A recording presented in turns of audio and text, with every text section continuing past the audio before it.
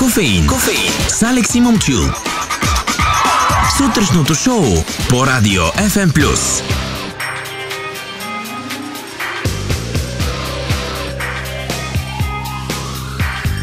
Чуваме лени почнаха да тропат,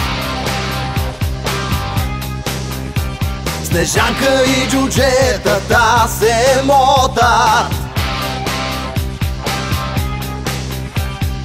и елхата вече краси моя хол. За подаръци ще ида до близкия мол.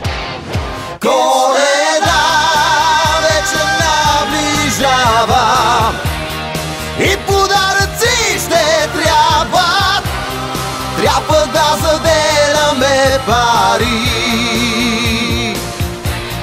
Коледа, късно е писмо да пиша, но пък ще се постарая. От кифли ще спестяваме, нали? Коледа!